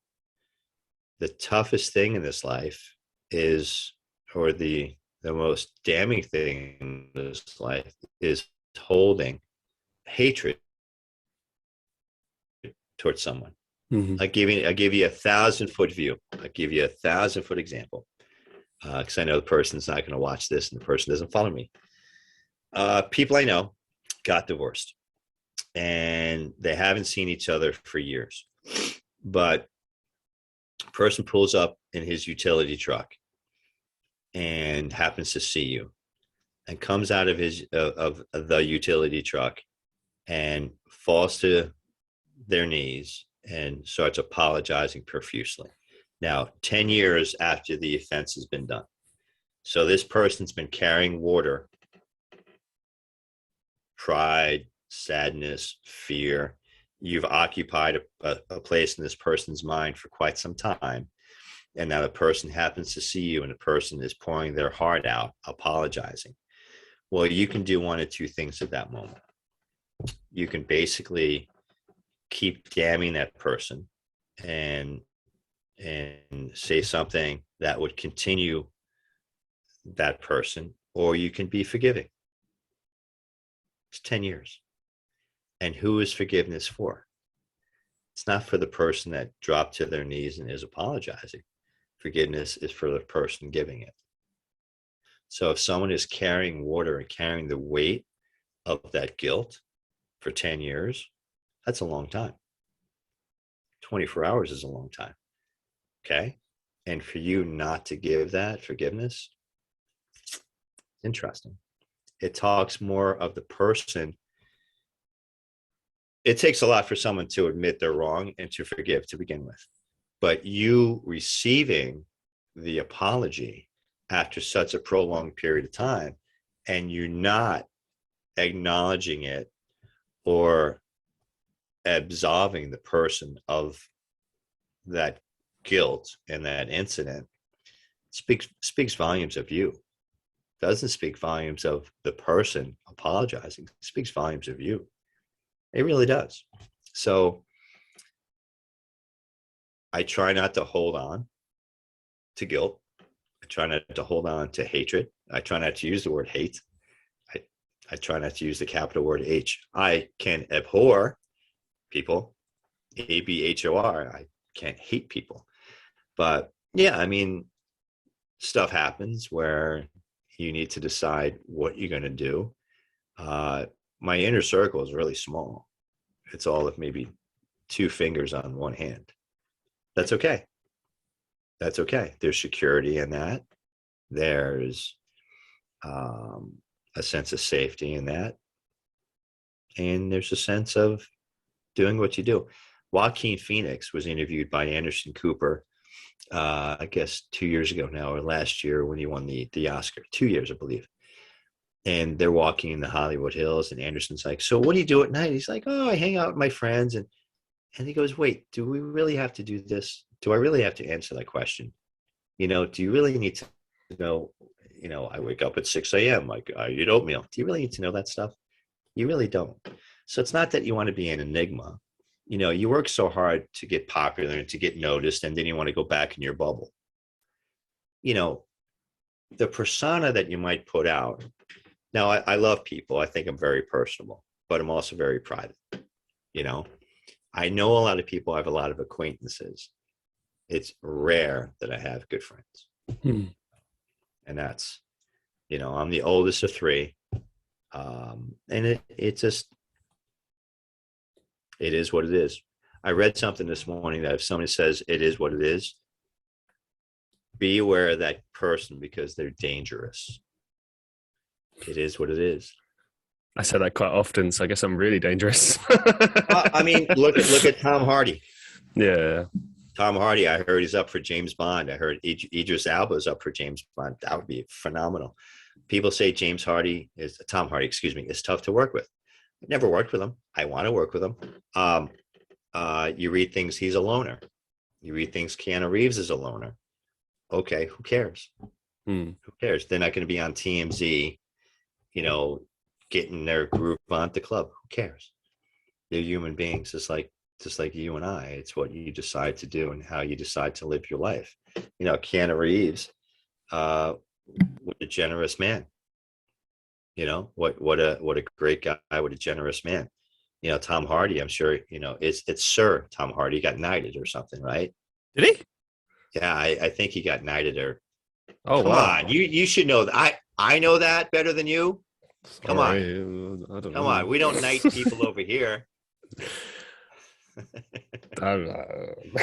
But sorry I got deep with that. No. Thank you so much. I mean, it's one of the reasons why I always ask these questions. Yeah. Because I think that every human being has something to share, something to offer. And what you said about forgiveness as well, I really resonate with that. Like you just got to let it all go. You got to let it drift away because it just sits on you like a heavy weight, like a dark cloud or something. It's easier said than done. It's easier said than done. You literally have to look in the mirror and be retrospective, and you have to have a certain But amount of enlightenment. it's like we're not perfect though. We never will be perfect. No, we won't. You know, like what you were saying before about the person not accepting the apology. Like, I think that's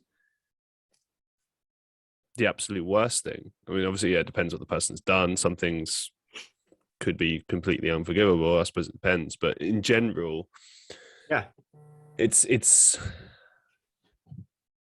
I think it's a noble thing to accept apologies and to allow that person to move on and keep growing, because, you know, that's what we're all trying to do at the end of the day.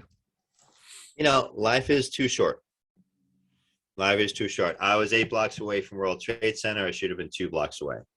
My Mercedes 4 years ago, 5 years ago, caught on fire. Jesus. 10 seconds, it was fully aflame. What else happened? I was on a plane with Benjamin Netanyahu coming home from San Diego, or LAX, excuse me. And I was on a plane with an Iraqi engineer that was espousing hatred towards Israel. And I'm in first class.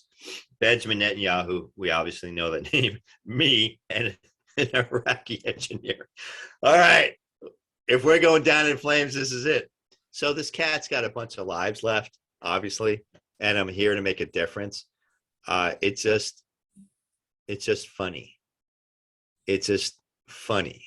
You know, you need to be able to laugh.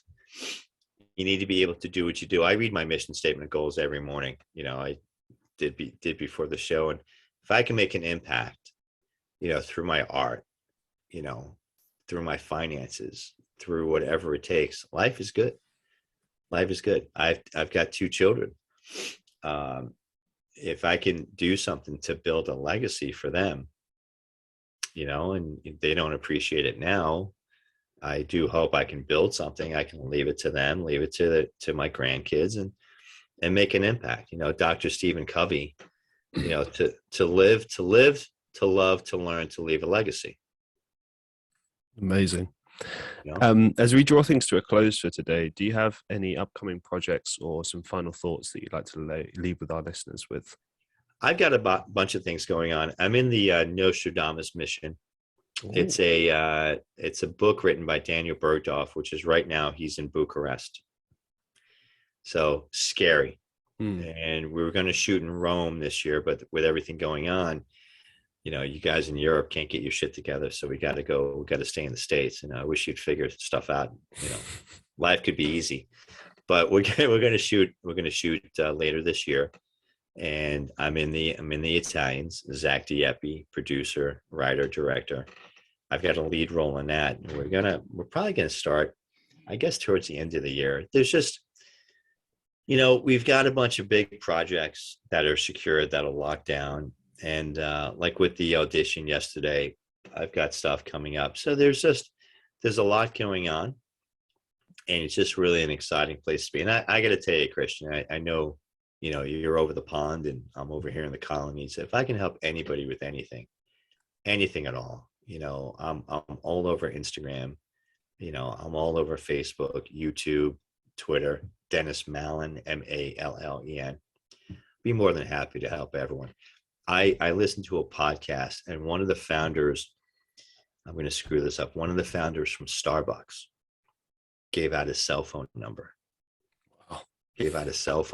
And he said, look, he goes, might take me a day or two to get back to you, but here's a man worth, I don't know, a few $100 million more than me. My cell is 732-581-7894. If I can help anybody with anything, please feel free to reach out, and we'll go from there. And please be nice. Follow me on always looking to increase my Instagram, always looking to increase my YouTube, always looking to increase my Twitter and whatnot. And honestly, I hope I can make an impact on people's lives through my work and through helping them get to where they need to be. Amazing. Thank you so much for your time, for my pleasure, all the amazing advice and everything that you've shared today.